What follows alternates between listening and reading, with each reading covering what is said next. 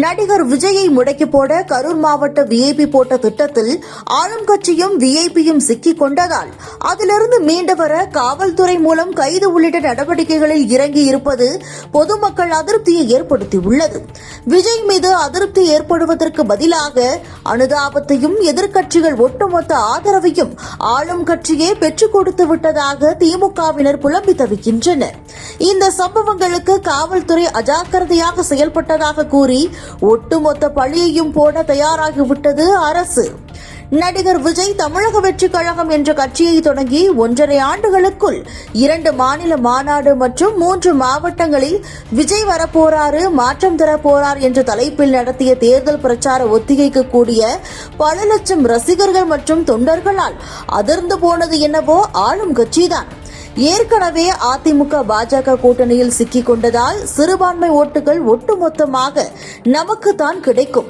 கூட்டணி பலம் மற்றும் விஜய் தனித்து போட்டியிட்டால் கண்டிப்பாக வென்றுவிடலாம் என்பதே ஆளும் கட்சியின் கணக்கு. ஆனால் விஜய் ஆரம்பம் முதலே திமுகவுக்கும் எங்கள் கட்சிக்கும் தான் போட்டியாக இருக்கும் என கூறிய போது கிண்டலாக பேசிய ஆளும் கட்சியும் எதிர்க்கட்சிகளும் விடிய விடிய காத்திருந்து விஜயை பார்க்கக்கூடிய கூட்டம் பெரும் அதிர்ச்சியை கொடுத்துவிட்டது என்றே கூறலாம். தமிழகம் முழுவதும் செப்டம்பர் 13ஆம் தேதி தொடங்கி டிசம்பர் மாதத்திற்குள் சுற்றுப்பயணத்தை முடிக்க திட்டமிட்ட விஜய் தனக்கு கூடிய கூட்டத்தால் மகிழ்ந்து போய் பிப்ரவரி வரை இந்த கூட்டம் நடத்த முடிவெடுத்தார். திருச்சியில் விஜய் நடத்திய கூட்டத்தை விட அதிக கூட்டத்தை கரூரில் நடத்த திமுக முப்பெரும் விழாவிற்கு கூட்ட வேண்டும் என கரூர் மாவட்ட ஆளும் கட்சி விஐபி முடிவெடுத்து 1 லட்சம் பேரை கூட்டினார். இதைவிட அதிக கூட்டத்தை தன்னால் கூட்ட முடியும் என நிரூபிக்க கரூரில் திடீரென கூட்டம் கூட்டிய விஜய்தான் தற்போது பெரும் சிக்கலில் மாட்டிக்கொண்டு தவித்து வருகிறார். குறிப்பிட்ட நேரத்திற்கு ஏற்கனவே அறிவித்ததைப் போல கரூருக்கு செல்லாமல் பல மணி நேரம் தொண்டர்களையும் ரசிகர்களையும் தவிக்கவிட்டு இரவில் சென்றதால் ஏற்பட்ட நெரிசலில் 9 குழந்தைகள் உள்ளிட்ட 41 பேர் உயிரிழந்த சம்பவம் விஜய்க்கு பேரிடியாக அமைந்து விட்டது. பாதிக்கப்பட்டவர்களை சந்தித்து ஆறுதல் கூறாமல் அவசரமாக திருச்சிக்கு வந்து சென்னைக்கு தப்பி ஓடி வந்ததால் விஜய்க்கு பெரிய அவப்பெயர் உருவாகிவிட்டது. இதற்கு காரணம் கட்சியில் விஜய்க்கு ஆலோசனை கூற மூத்த திறமையான வழிநடத்தும் முன்னணி தலைவர்கள் இல்லாததுதான். ஏற்கனவே நடந்த பொதுக்கூட்டங்களிலேயே இது வெளிப்பட்டது. கூட்டத்தை கூட்டினால் மட்டும் போதாது, அதை சரியான வகையில் வழிநடத்த முன்னணி தலைவர்கள் வேண்டும். ஆனால் தற்போது விஜயுடன் இருக்கும் தலைவர்கள் முன் அனுபவமே இல்லாதவர்கள் என்பதால் திட்டமிடல் ஏதும் இல்லாமல் இது போன்ற பெரிய பிரச்சனை ஏற்பட காரணமாகிவிட்டன. கரூரில் விஜய் பேச தொடங்கியதுமே கரூர் மாவட்ட திமுக முக்கிய நபரான செந்தில் பாலாஜியை நேரடியாக தாக்கி பேச தொடங்கியதுமே கடுப்பான அவரது ஆதரவாளர்கள் விஜய் மீது செருப்பையும் தண்ணீர் பாட்டில்களையும் வீச தொடங்கிவிட்டதாக தெரிகிறது.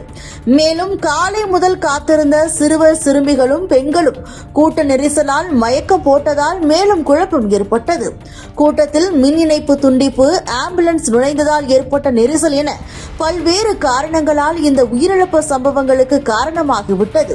இந்த உயிரிழப்பு ஈடு செய்ய முடியாதது. ஆனால் இந்த உயிரிழப்பு சம்பவத்தை வைத்து ஆளும் கட்சி ஒட்டுமொத்தமாக விஜய் வெளியே வருவதையே முடக்க போட்ட திட்டம்தான் அவர்களுக்கு எதிராகவே திரும்பி பூமராங் போல தாக்க தொடங்கிவிட்டதாக அரசியல் தலைவர்கள் கூறுகின்றனர். விஜய் சரியான நேரத்திற்கு வராததோடு அதிக கூட்டத்தை காக்க வைத்ததால் இந்த நெரிசல் ஏற்பட்டு உயிரிழப்பிற்கு காரணமாகிவிட்டதாக ஆளும் கட்சி ஐடிவி உள்ளிட்ட சமூக வலைதளங்களில் விஜய்க்கு எதிராக கடுமையான விமர்சனங்கள் வைக்கப்பட்டது. பொதுமக்களும் விஜய்க்கு எதிரான மனநிலைக்கு சென்று விட்டனர். ஆனால் ஒரே நாளில் இந்த மனநிலை ஆளும் கட்சிக்கு எதிராக திரும்பியதுதான் யாருமே எதிர்பார்க்காதது.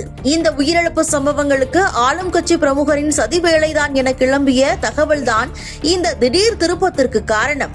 உள்ளூர் பொதுமக்கள் விஜய்க்கு எதிராக திரும்புவதற்கு பதிலாக ஆளும் கட்சி பிரமுகர் தான் இந்த சம்பவங்களுக்கு பின்னணியில் இருந்து செயல்பட்டதாக சமூக ஊடகங்களில் கொடுத்த பேட்டி ஒட்டுமொத்த சம்பவத்தையே திருப்பிவிட்டது.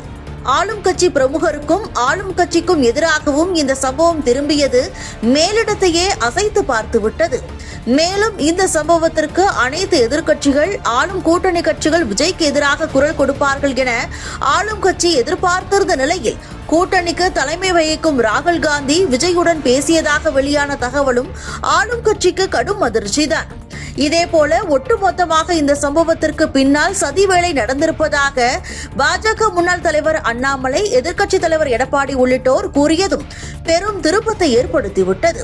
ஒட்டுமொத்தமாக காவல்துறையின் அலட்சியமும் கூட்டத்திற்குள் புகுந்த ஆம்புலன்ஸும் தான் இந்த பிரச்சனையை திசை திருப்பி விட்டது. காவல்துறையினர் இவ்வளவு பெரிய கூட்டம் கூடும் என எதிர்பார்த்தும் சிறிய இடத்தை ஒதுக்கி கொடுத்தது மற்றும் போலீசார் கண்ணுக்கு எட்டிய தூரம் வரை காணாமல் போனதும் பெரும் சர்ச்சையை ஏற்படுத்திவிட்டது. ஒட்டுமொத்தமாக காவல்துறையின் அலட்சியமே இந்த உயிரிழப்புகளுக்கு காரணம் என பொதுமக்களும் எதிர்க்கட்சிகளும் குற்றம் சாட்டுகின்றனர். காவல்துறை கைகளை ஆளும் கட்சி பிரமுகர்கள் கட்டி போட்டு விட்டதோடு மின்சாரம் துண்டிப்பு மற்றும் கூட்டத்திற்குள் புகுந்த கும்பல் குழப்பத்தை ஏற்படுத்தி தள்ளுமுள்ளு சம்பவங்களை ஏற்படுத்தி உயிரிழக்க காரணம் எனவும் குற்றச்சாட்டு எழுந்துவிட்டது. இதனால் விஜயை ஒட்டுமொத்தமாக முடக்கி போட திட்டமிட்ட ஆளும் கட்சி ஒட்டுமொத்த பழியை சுமக்க வேண்டியதாகிவிட்டது. இருப்பினும் விஜய் இனி ஏற்கனவே போட்டிருந்த திட்டப்படி தமிழகம் முழுவதும் சுற்றுப்பயணம் செய்வது இயலாத காரியம். இனி எந்த இடத்தில் அனுமதி கேட்டாலும் காவல்துறை கூட்டத்தையும் அசம்பாவித சம்பவங்களையும் காரணம் காட்டி அனுமதி மறுத்து விடுவார்கள். இதை எதிர்த்து விஜய் நீதிமன்றத்தை நாடினாலும் உயிரிழப்பு காரணம் காட்டி ஏராளமான நிபந்தனைகள் விதிக்கும். இதனால் ரோட்டில் நின்று பொதுமக்களை சந்திப்பது இயலாத காரியம். இதனால் ஆளும் கட்சி திட்டமிட்டபடி விஜய் பழையபடி பிரச்சாரம் மேற்கொள்வதை தடுத்து விட்டனர் என்றே கூறலாம். இதேபோல சம்பவம் நடந்ததும் கரூரிலேயே தங்கியிருந்து பாதிக்கப்பட்ட மக்களை பார்த்து ஆறுதல் கூறியிருக்க வேண்டும். அதை விடுத்து சென்னைக்கு ஓடி வந்ததுடன் மாலை வரை எந்த கருத்தோ இரங்கலோ தெரிவிக்காதது ரசிகர்களையும் தொண்டர்களையும் வேதனைக்கு உள்ளாக்கிவிட்டது. இந்த பிரச்சனைகளில் இருந்து விஜய் மீண்டு வர சில மாதங்கள் ஆகும். இருப்பினும் நீதிமன்றம் மூலம் இந்த பிரச்சனையை அணுகி நடந்த சம்பவங்களுக்கு சதிவேலை காரணம் என நிரூபிக்க விஜய் தரப்பு முடிவெடுத்துள்ளனர். அதே நேரம் சமூக வலைதளங்கள் மூலம் ஆளும் கட்சிக்கு சிக்கலை ஏற்படுத்திவிட்டதாக கூறி 25 வழக்குகளை பதிவு செய்துள்ள காவல்துறை பாஜக மற்றும் தாவேக பிரமுகர்களை கைது செய்திருப்பது பொதுமக்களை கடும் அதிருப்திக்கு ஆளாக்கி உள்ளது. இந்த பிரச்சனை நடந்ததும் சம்பவ இடத்திற்கு செல்ல வேண்டிய பொறுப்பு டிஜிபி வெங்கட்ராமன் சென்னையில் இருந்து கொண்டதோடு சட்டம் ஒழுங்கு கூடுதல் டிஜிபி டேவிட்சனை அனுப்பியதும் பெரும் சர்ச்சையை ஏற்படுத்தியுள்ளது. பல்வேறு சர்ச்சைகள் இந்த சம்பவங்களின் பின்னணியில் இருப்பதும் ஆளும் கட்சிக்கு சற்று சறுக்கல் தான்.